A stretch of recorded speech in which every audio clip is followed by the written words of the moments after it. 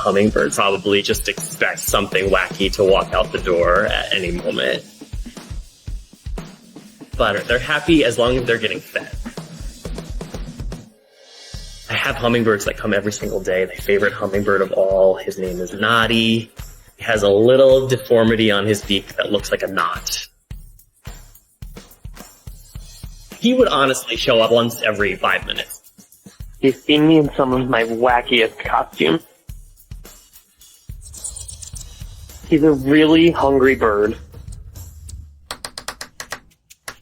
A hummingbird showed up in the middle of the night and was tapping on my window.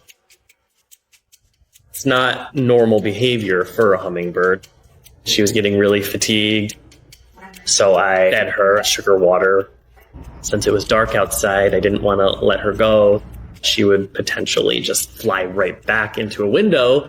So I kept her in a shoebox in a dark, quiet location. In the morning, I would let her go. For the first time since I had moved to California, I felt peace.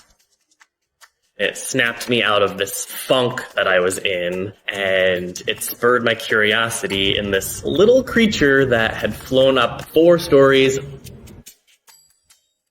I started to flex my creativity by coming up with ways to feed hummingbirds. So I started creating these elaborate costumes.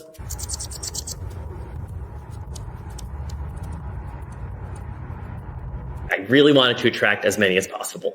And hummingbirds are attracted to bright colors and flowers. So a lot of my costumes have just that. I've done so many wild and crazy costumes.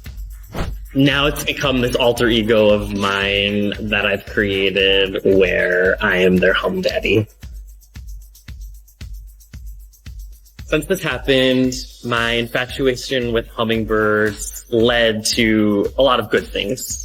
It led to me learning how to be a wildlife rehabber and educator through the National Park Service. It makes me feel fulfilled.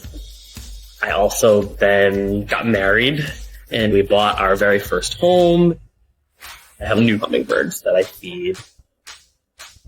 I have about a dozen feeders in my backyard. I have a bath for them that bubbles. My life is so different now because of hummingbirds. I'm going to continue befriending and advocating for hummingbirds whenever I can.